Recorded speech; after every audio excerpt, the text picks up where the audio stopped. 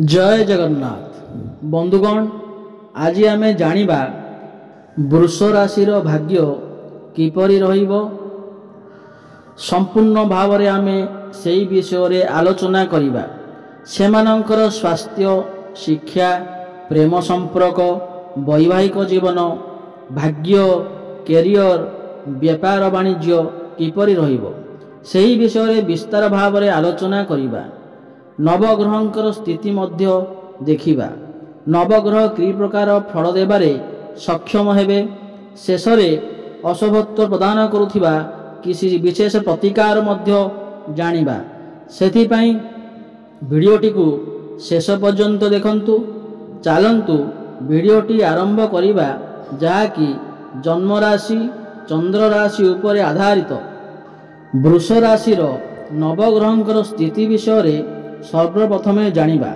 एहा पूर्वरु जदि आपणकर भी वृष राशि होइथाए एवं आपण भी ईश्वर को सच्चा हृदय रे भक्ति करंती विश्वास करंती तेबे एही वीडियोटी को लाइक करी कमेंट बॉक्स रे जय मां लक्ष्मी जय जगन्नाथ अवश्य लिखि दियंतु।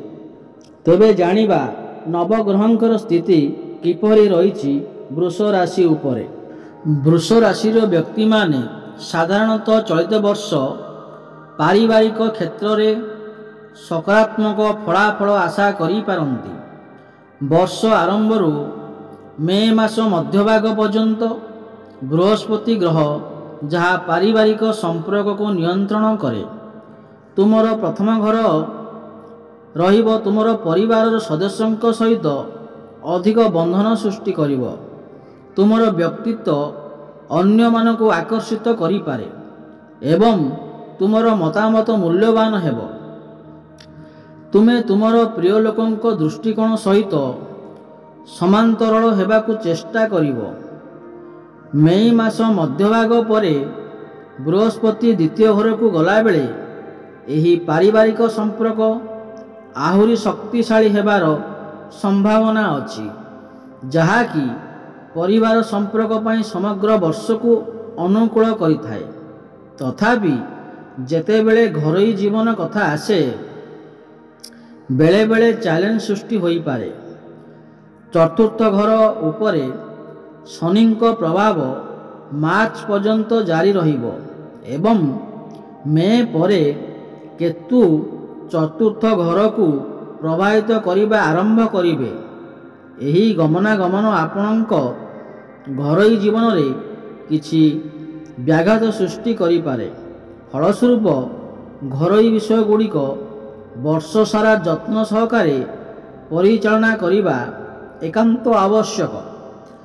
आपणक स्वास्थ्य किपरि रहिबो ए वर्ष साधारणतः स्वास्थ्य पाई अनुकूल हेबो। प्रमुख स्वास्थ्य समस्या आशा करा जाए नहीं। निर्दिष्ट भाव में मार्च परे जेतेबेले शनि आपणक लाभ घरे प्रवेश करती स्वास्थ्य समस्या आहुरी ह्रास हेब। तथापि स्वास्थ्य समस्या संपूर्ण अनुपस्थित नथाई पारे कारण शनि मार्च पर्यंत आपणक चतुर्थ घर को प्रभावित करिवे जहाँ हृदय किंबा छाती संबंधी चिंताधारा को आपणाई पारे। फलस्वरूप जो मानकर हृदय किंबा फुसफुस अवस्था अच्छी से माने प्रारंभिक मासरे किछि असुविधा अनुभव करि पारंती। चतुर्थ घर उपरे शनिंक प्रभाव शेष हेबा परे एहा क्रमिक एवं स्थायी रोग दूर करिबारे साहाय्य करिवो। मे मास ठारू केतु ग्रह चतुर्थ घर को प्रभावित करिबा आरंभ करिवे जहाँ सामान्य व्याघात सृष्टि करिपारे। यह सत्वे गुरुत्वपूर्ण स्वास्थ्य समस्या ह्रास किछि आराम प्रदान करिबा यह सहित जोग व्यायाम एवं एक शुद्ध खाद्यर एक रूटीन बजाय रखिबा आपणक पई लाभदायक हेबो। मे मास मध्यभाग परे बृहस्पतिंकर सकारात्मक प्रभाव आपणक स्वास्थ्य को आहुरी उन्नत करिवो जहाँ आपण को अपेक्षाकृत उन्नत स्वास्थ्य उपभोग करिवो। ଆପଣଙ୍କର ପ୍ରେମ ଜୀବନ କିପରି ରହିବ? ପ୍ରେମ ଜୀବନ ଏହି ବର୍ଷ ଉତ୍ଥନ ପତ୍ତନର ମିଶ୍ରଣ ଅନୁଭବ କରିପାରେ। ବର୍ଷ ଆରମ୍ଭରୁ ମେ ପର୍ଯ୍ୟନ୍ତ ତୁମର ପଞ୍ଚମ ଘରେ କେତୁଙ୍କ ଉପସ୍ଥିତି ତୁମର ରୋମାଣ୍ଟିକ୍ ସମ୍ପର୍କରେ ଭୁଲ ବୁଝାବୁଣା ଆସିପାରେ। ତଥାପି ଏହାର ଏକ ସକାରାତ୍ମକ ଦିଗ ଅଛି, କାରଣ ବୃହସ୍ପତି ମଧ୍ୟ ଏହି ସମୟ ମଧ୍ୟରେ ଆପଣଙ୍କ ପଞ୍ଚମ ଘରକୁ ପ୍ରଭାବିତ କରିପାରନ୍ତି। ଯେକୌଣସି ଭୁଲ ବୁଝାବୁଣାକୁ ଶୀଘ୍ର ଦୂର କରିବାରେ ସାହାଯ୍ୟ କରିବେ। ତେଣୁ ଯେତେବେଳେ ତୁମେ ତୁମର ପ୍ରେମ ଜୀବନରେ କିଛି ଚ୍ୟାଲେଞ୍ଜର ସାମ୍ନା କରିପାରିବ, ସେଗୁଡ଼ିକ ଶୀଘ୍ର ସମାଧାନ ହେବାର ସମ୍ଭାବନା ଅଛି। ମେ ମଧ୍ୟଭାଗ ପରେ ବୃହସ୍ପତି ଆପଣଙ୍କର ଦ୍ୱିତୀୟ ଘରକୁ ଚାଲିଯାଆନ୍ତି ଏବଂ କେତୁ ଚତୁର୍ଥ ଘରକୁ ସ୍ଥାନାନ୍ତରିତ ହୁଅନ୍ତି, ଯାହାକି ଅଧିକ ସମୟର ଭୁଲ ବୁଝାବୁଣାକୁ ହ୍ରାସ କରିପାରେ।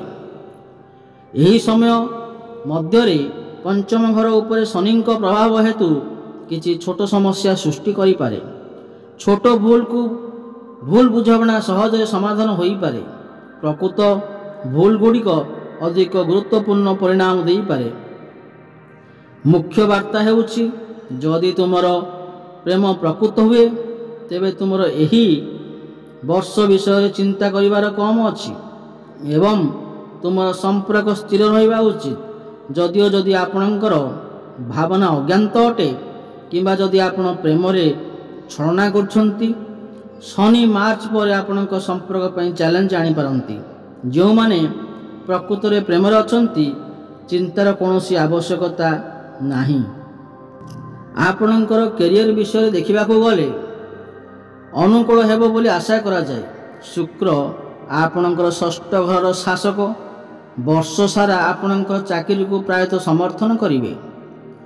ଅତିରିକ୍ତ ଭାବରେ ମୁଖ୍ୟ ଗ୍ରହଗୁଡ଼ିକର ଗମନାଗମନ ସୂଚାଇଥାଏ ଯେ ଦଶମ ଘରର ଶାସକ ବର୍ଷ ଆରମ୍ଭରୁ ମାର୍ଚ୍ଚ ପର୍ଯ୍ୟନ୍ତ ଦଶମ ଘରେ ରହିବେ, ଯାହା କାର୍ଯ୍ୟକଳାପକୁ ସମାପ୍ତ କରିପାରନ୍ତି।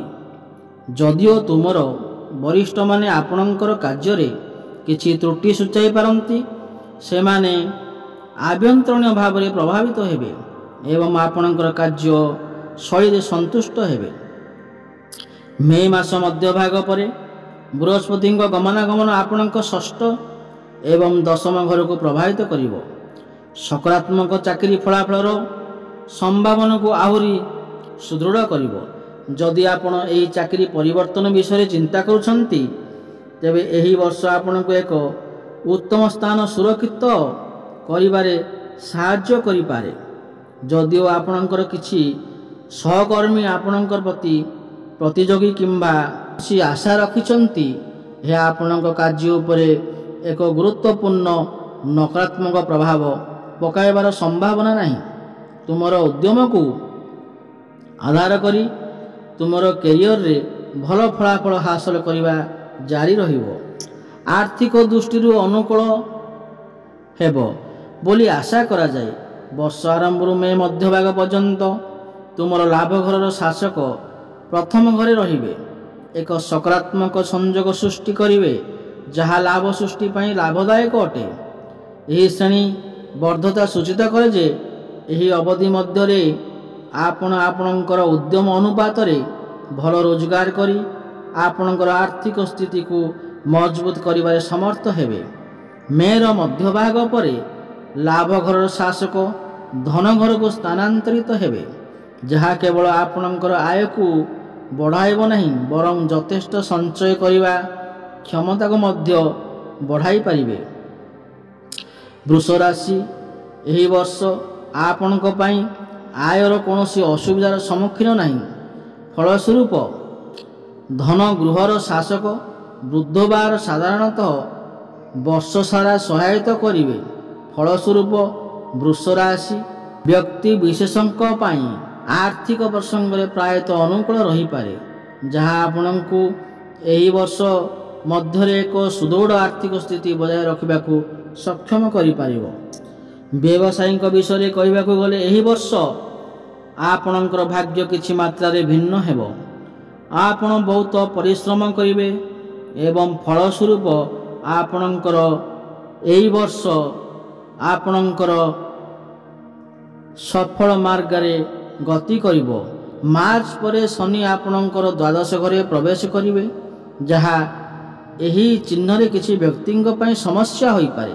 ଏହା ସତ୍ତ୍ୱେ ଏହି ବର୍ଷ ଏକ ସଂକେତ ଅଧୀନରେ ଥିବା ବ୍ୟକ୍ତିଙ୍କ ପାଇଁ ଶୁଭ ଫଳ ଆଣିପାରେ। ଯେଉଁମାନେ ନିଜ ଜନ୍ମସ୍ଥାନ କିମ୍ବା ଘରଠାରୁ ବହୁ ଦୂରରେ ବ୍ୟବସାୟ କରୁଛନ୍ତି, ତାଙ୍କ ପାଇଁ ବହୁତ ଆଶାପୂର୍ବକ ସଫଳ ହେବାର ସମ୍ଭାବନା ରହୁଅଛି। ଆପଣଙ୍କର ମିଥୁନ ରାଶିରେ ବୃହସ୍ପତି ଗମନାଗମନ ହେତୁ ଏହା ଆପଣଙ୍କ ରାଶିର ଦ୍ୱିତୀୟ ଘରେ ପ୍ରବେଶ କରିବେ। ବୃହସ୍ପତିର ଗମନାଗମନ ପ୍ରଭାବ ହେତୁ ଆପଣଙ୍କର ବକ୍ତବ୍ୟ ତୀବ୍ର ହେବ। ଆପଣ ଯାହା କହୁଛନ୍ତି ଲୋକମାନେ ତାହା ଧ୍ୟାନ ଦେଇ ଶୁଣିବେ। ଲୋକମାନେ ଆପଣଙ୍କର ପରାମର୍ଶ ମାଗିବେ। ପାରିବାରିକ ଜୀବନରେ ସୁଖ ଏବଂ ତୃପ୍ତି ରହିବ। ଯଦିଓ ଟଙ୍କା ସଞ୍ଚୟ କରିବାରେ କିଛି ଅସୁବିଧା ହୋଇପାରେ, ତେବେ ବି ଆପଣଙ୍କ ପାଇଁ ଏହାର କୌଣସି ସମାଧାନ ଏବଂ ସମ୍ମୁଖୀନ ହେବାର ଆବଶ୍ୟକତା ନାହିଁ।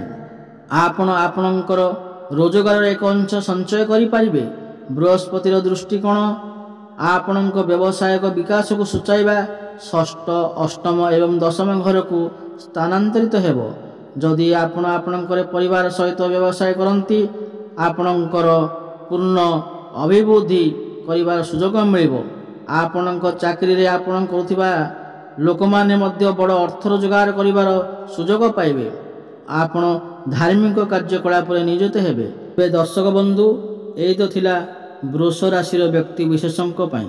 ଯଦି ଆପଣଙ୍କୁ ଏହି ଭିଡ଼ିଓଟି ଭଲ ଲାଗିଥାଏ, ତାହେଲେ ଭିଡ଼ିଓଟିକୁ ଲାଇକ୍ କରନ୍ତୁ ଏବଂ ଚ୍ୟାନେଲଟିକୁ ସବସ୍କ୍ରାଇବ୍ କରି ନିଅନ୍ତୁ ଏବଂ କମେଣ୍ଟ ବକ୍ସରେ ଜୟ ଜଗନ୍ନାଥ ଅବଶ୍ୟ ଲେଖନ୍ତୁ। ପୁଣି ଦେଖା ହେବ ଆଗାମୀ ଭିଡ଼ିଓରେ। ରହୁଛି, ଧନ୍ୟବାଦ। ଜୟ ଜଗନ୍ନାଥ।